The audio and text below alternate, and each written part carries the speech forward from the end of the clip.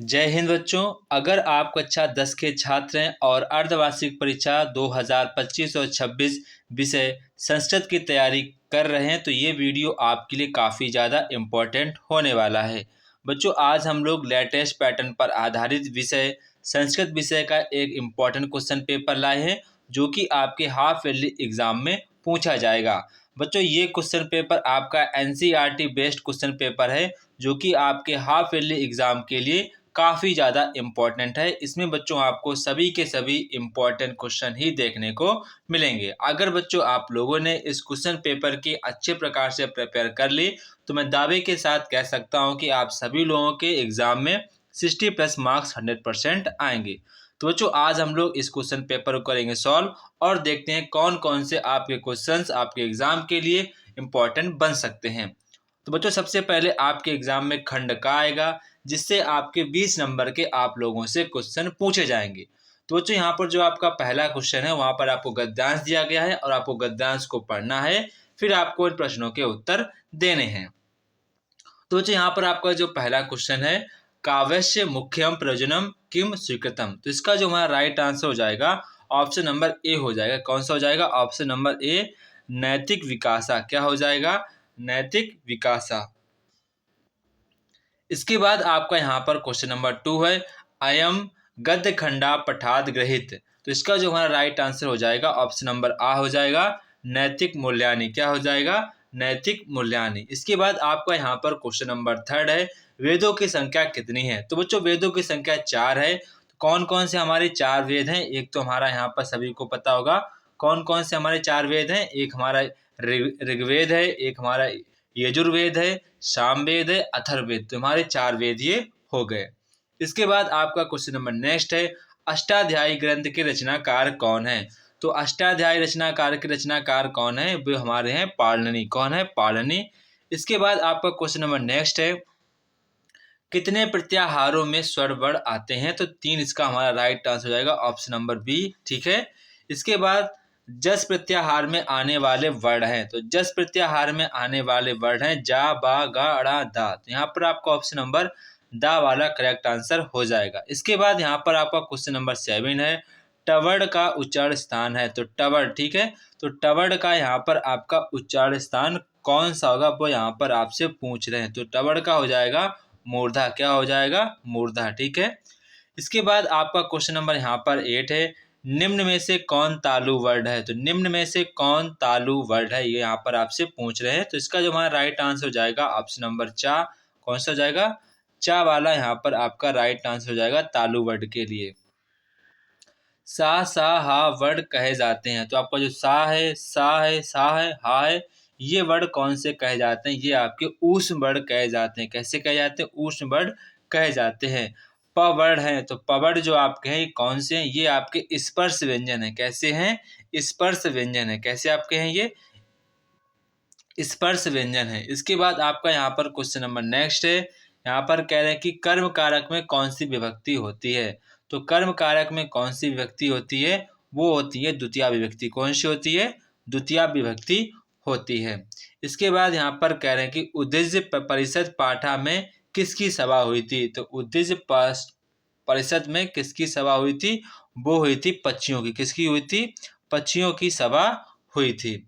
इसके बाद आपका क्वेश्चन नंबर 13 है, या और सा का उच्चारण स्थान है। तो या और सा का उच्चारण स्थान कौन सा है?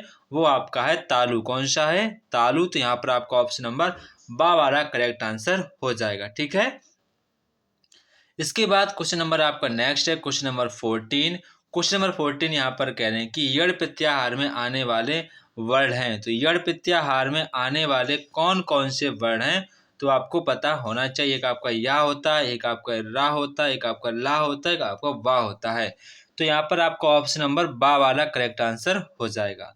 इसके बाद यहाँ पर कह रहे हैं कि मतलब कि यहाँ पर आपको वर्ड दिया गया है, शुद्ध संधि का सूत्र है। तो इसका संधि का आपको बताना है, श्रुत का संधि का यहाँ पर आपको सूत्र बताना है। इसका सूत्र होता है इको रची। क्या होता है? इको रची। ठीक है। तो यहाँ पर आपका ऑप्शन नंबर सा वाला करेक्ट आंसर हो जाएगा। इसके बाद आपका क्वेश्चन नंबर यहाँ पर नेक्स्ट है, यहाँ पर आपसे क्वेश्चन कह रहे हैं कि गच्छन्तु किस लकार कौन सा पुरुष है, कौन सा वचन रूप है, वो यहाँ पर आपको बताना है। बच्चों गच्छन्तु जो आपका है वो आपका हो जाएगा यहाँ पर गच्छन्तु कौन सा लकार है और उसमें कौन सा यहाँ पर आपका पुरुष है, ये आपको सारी बातें बतानी है। तो वो आपका यहाँ पर हो जाएगा लोट लकार प्रथम पुरुष बहुवचन। क्या हो जाएगा? लोट लकार प्रथम पुरुष बहुवचन। तो यहाँ पर जो आपका ऑप्शन नंबर बी वाला करेक्ट आंसर हो जाएगा, ऑप्शन नंबर बी। ठीक है, जो ऑप्शन नंबर बा है वो आपका करेक्ट आंसर हो जाएगा। मम में कौन सी विभक्ति और वचन है? तो मम में कौन सी विभक्ति है और कौन सा वचन है? तो मम में आपका हो जाएगा यहाँ पर षष्ठी विभक्ति एक वचन। ठीक है, षष्ठी विभक्ति एक वचन। पितरों में कौन सा समास है? तो पितरों में आपका समास हो जाएगा द्वंद्व समास। कौन सा हो जाएगा? द्वंद्व समास। ठीक है, द्वंद्व समास। इसके बाद आपका क्वेश्चन नंबर नेक्स्ट है, जो आपको शब्द दिया गया है दृष्टवा, तो इसमें आपको बताना है कि कौन सा प्रयुक्त हुआ है, मतलब कौन सा प्रत्यय है वो आपको यहाँ पर बताना है। तो यहाँ पर आपका हुआ है त्वा। ठीक है, तो यहाँ पर आपका ऑप्शन नंबर सा वाला करेक्ट आंसर हो जाएगा, ऑप्शन नंबर सा।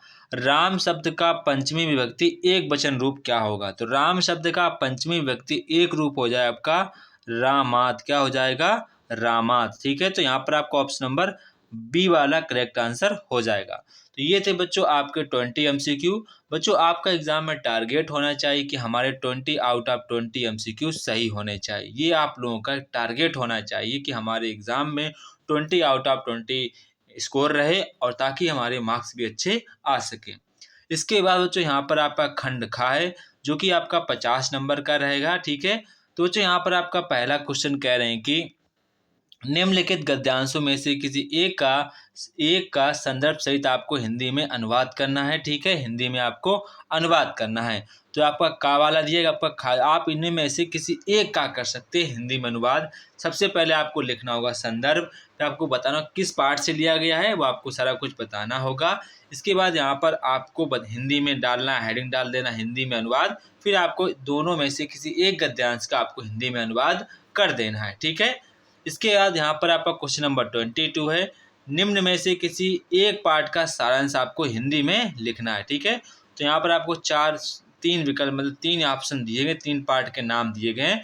तो आपको किसी एक पार्ट का हिंदी में उसका अनुवाद करना है, सारांश लिखना है, इसमें क्या कहानी कही गई थी, किसके बारे में बताया गया था, वो आपको स्टोरी यहाँ पर बना के लिख देनी होती है। ठीक है, इसके बाद यहाँ पर आपका क्वेश्चन नंबर 23 है, निम्न श्लोकों में से किसी एक का संदर्भ सहित आपको हिंदी में अर्थ लिखना है। ठीक है, संदर्भ सहित आपको हिंदी में अर्थ यहाँ पर लिखना है। तो आपको कोई एक में लिखना है। ठीक है, सबसे पहले आपको यहाँ पर उसका संदर्भ लिखना होगा। ठीक है, आपको लिखना होगा प्रस्तुत गद्यांश जो हमारा है पाठ्य पुस्तक हिंदी के संस्कृत के इस पाठ से लिया गया है, ये आपको सारा कुछ ऐसे बताना होगा। फिर यहाँ पर आपको लिख देना है हिंदी में अनुवाद, फिर आपको हिंदी में इसका अनुवाद कर देना है अपने शब्दों में। ठीक है, आप दो में से किसी एक का यहाँ पर करेंगे। इसके बाद यहाँ पर आपका क्वेश्चन नंबर नेक्स्ट है, क्वेश्चन नंबर 24 है, निम्न सूक्तियों में से किसी एक का संस्कृत में आपको अर्थ लिखना है। क्या लिखना है?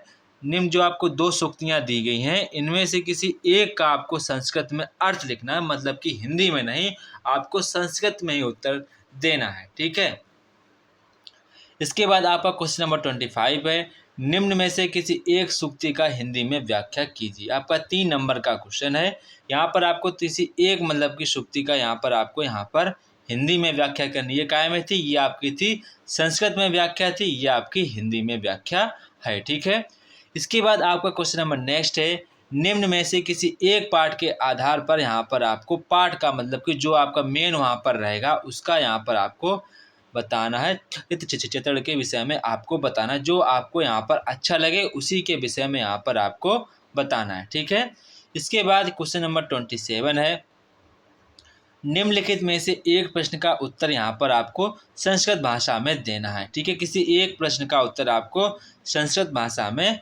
देना है। इसके बाद क्वेश्चन नंबर आपका 28 है, निम्न में से सही उत्तर आपको देने हैं। ठीक है, सभी का आपको उत्तर लिखने, पहला यहाँ पर कह रहे राम अथवा लता का शब्द का यहाँ पर आपको थर्ड विभक्ति एक वचन रूप यहाँ पर लिखना है। पट अथवा गम धातु का लट लकार प्रथम पुरुष एक वचन रूप यहाँ पर आपको लिखना है।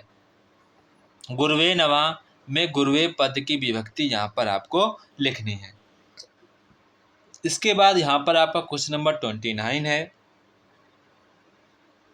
निम्न में से किसी एक विषय पर संस्कृत के 8 वाक्यों पर लघु निबंध यहाँ पर आपको लिखना है। तो यहाँ पर आपको किसी एक टॉपिक पर यहाँ पर आपको लघु निबंध यहाँ पर लिखना है, जो कि आपके 8 नंबर का क्वेश्चन है।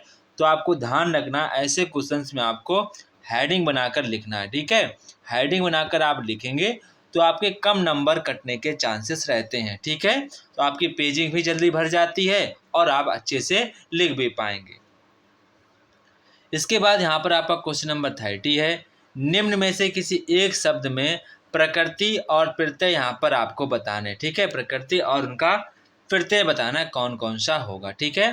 तो यहाँ पर आपको सारे शब्द दिए गए, वो यहाँ पर आपको बताना है। इसके बाद आपका क्वेश्चन नंबर 31 है, निम्न में से किन्हीं 3 वाक्यों का यहाँ पर आपको संस्कृत में अनुवाद करना है। 3 वाक्यों का यहाँ पर आपको किन्हीं 3 वाक्यों का आपको संस्कृत में अनुवाद करना है। इसके बाद आपका क्वेश्चन नंबर 32 है, निम्न में से किन्हीं 4 शब्दों का संस्कृत में वाक्य प्रयोग कीजिए। यहाँ पर आपको शब्द दिए गए हैं, इन शब्दों का आपको एक वाक्य बनाना होगा जिस वाक्य में इन शब्दों का किसी एक शब्द का प्रयोग हुआ हो, ठीक है। तो आपको 4 शब्द आपको दिए गए हैं, आपको यहाँ पर 4 वाक्य बनाने होंगे, ठीक है। इसके बाद यहाँ पर आपसे कह रहे हैं कि निम्न में से किन्हीं एक वाक्य वाच्य परिवर्तन कीजिए, ठीक है। यहाँ पर क्या कह रहे हैं, किसी एक वाक्य का यहाँ पर आपको वाच्य परिवर्तन करना है। मतलब इंग्लिश में अगर बात कहूँ तो आपको एक्टिव से पैसिव बनाना है। क्या बनाना है? एक्टिव से आपको पैसिव बनाना है, वो यहाँ पर आपसे बात कह रहे हैं, ठीक है। तो ये आपका 2 नंबर का क्वेश्चन है। तो यहाँ पर आप काफ़ी इजी क्वेश्चन, इसको आप आसानी से कर पाएंगे, ठीक है। तो ये था बच्चों हमारे क्लास 10th का संस्कृत सब्जेक्ट का एक इम्पॉर्टेंट क्वेश्चन पेपर, जो कि आपके एग्ज़ाम के पॉइंट ऑफ व्यू से काफ़ी ज़्यादा इम्पॉर्टेंट था। बच्चों आपको अगला मतलब किस सब्जेक्ट पर वीडियो चाहिए वो आप मुझे कमेंट बॉक्स में कमेंट करेंगे। अगर आप वीडियो पर नए हैं तो वीडियो को लाइक, सब्सक्राइब, शेयर जरूर करें। जय हिंद बच्चों, फिर मिलते हैं अपने नेक्स्ट वीडियो पर।